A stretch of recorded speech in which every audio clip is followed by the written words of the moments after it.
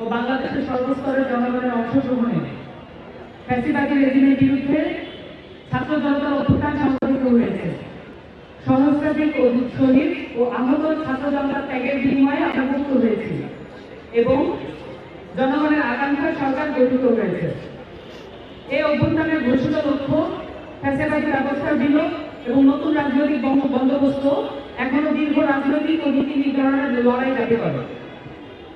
বাংলাদেশের জনগণ 47 সালের পাকিস্তান আন্দোলন, 71 সালের মহান মুক্তিযুদ্ধ এবং এবারকার ছাত্র জনতার অভ্যুত্থানের ভেতর দিয়ে নিজেদের আকাঙ্ক্ষা বারবার ব্যক্ত করেছে। 90-এর গণ আন্দোলনও জনগণকে দীর্ঘমেয়াদে কোনো ফলপ্রসূ সমাধান ও বন্দোবস্ত জাতির সামনে হাজির করতে পারেনি।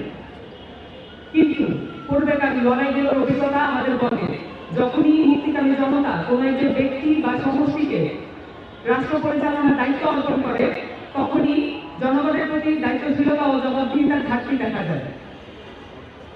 ছাত্র জনতার অভ্যুত্থানের সরকার গঠিত হলেও পূর্বেকার ফ্যাসিবাদী ব্যবস্থা এখনো জনগণের সাফল্যের প্রতিদ্বন্দ্বী রূপে সক্রিয়।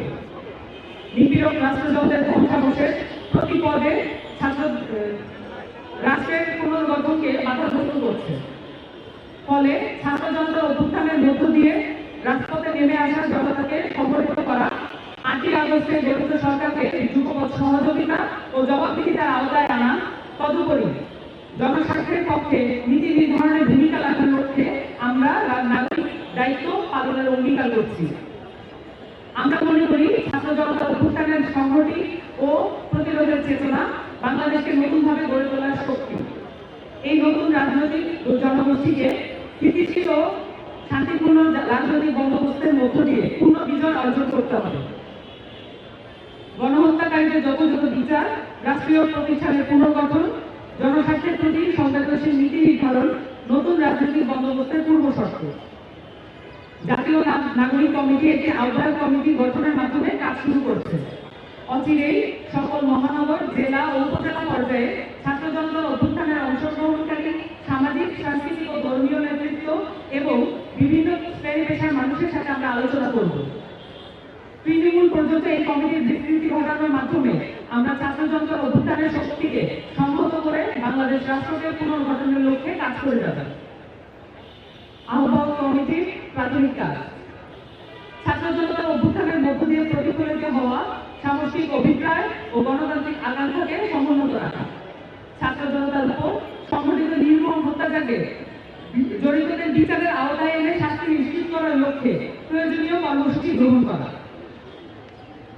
রাষ্ট্রের জরুরি সংস্কার ও পুনর্গঠন করার লক্ষ্যে অন্তর্বর্তীকালীন সরকারের জবাবদিহিতা ও সহযোগিতার পরিসর তৈরি করা, বিভিন্ন সামাজিক, সাংস্কৃতিক ও রাজনৈতিক উদ্যোগের সাথে আলোচনা, মত বিনিময় ও গণমুখী কর্মসূচির মাধ্যমে সর্বস্তরের জনতাকে সংহত করার লক্ষ্যে কাজ করা, দেশের সর্বস্তরের সামাজিক, সাংস্কৃতিক ও ধর্মীয় নেতৃত্বকে সংহত করে গণঅভ্যুত্থানের আকাঙ্ক্ষা সমুন্নত করে রাখার লক্ষ্যে ফ্যাসিবাদী কাঠামো ও শক্তির বিরুদ্ধে প্রতিরোধ অব্যাহত রাখা, জনস্বার্থের পক্ষে নীতি নির্ধারণের লক্ষ্যে বিভিন্ন শ্রেণী পেশার মানুষ ও প্রবাসী বাঙালিদের সাথে বিষয়ভিত্তিক সংলাপের আলোচনা করা, রাষ্ট্রীয় প্রতিষ্ঠান সম্পন্ন গঠনের লক্ষ্যে প্রয়োজনীয় নীতি নির্ধারণী প্রস্তাবনা তৈরি ও সেটা বাস্তবায়নে প্রয়োজনীয় রাজনৈতিক পদক্ষেপ গ্রহণ করা, গণপরিষদ গঠন করে গণভোটের মাধ্যমে নতুন গণতান্ত্রিক সংবিধান তৈরির জন্য গণ আলোচনার আয়োজন করা। উল্লেখিত কাজের পরিধি ও পদ্ধতি সাপেক্ষে বাংলাদেশের জনগণকে নিজ নিজ এলাকায় সংঘবদ্ধ থাকার আহ্বান করছে জাতীয় নাগরিক কমিটি। অচিরেই জেলা ও উপজেলা এলাকা ভিত্তিক আলোচনা ও মতবিনিময় সভা আয়োজনের প্রক্রিয়া শুরু হবে। জনতার স্বতঃস্ফূর্ত অংশগ্রহণ অভ্যুত্থানের আকাঙ্ক্ষা রক্ষার চালিকা শক্তি হয়ে উঠবে। জাতীয় নাগরিক কমিটির ক্রমবর্ধমান তালিকা আপনাদের সামনে এখন উপস্থাপন করবেন জাতীয় নাগরিক কমিটির আহ্বায়ক নাসির পাদরি। জাতীয় নাগরিক কমিটির আহ্বায়কের সাথে থাকছি, আমার সাথে সদস্য সচিব হিসেবে থাকছেন আখতার হোসেন, আর আমার সাথে মুখপাত্র হিসেবে সামান্তা সামিন থাকছেন। আমাদের যত পরিধি রয়েছে, আলোচনা রয়েছে, সবকিছুই আমাদের ডেলিভারি বা অথরাইজ যে সিগনেচার হবে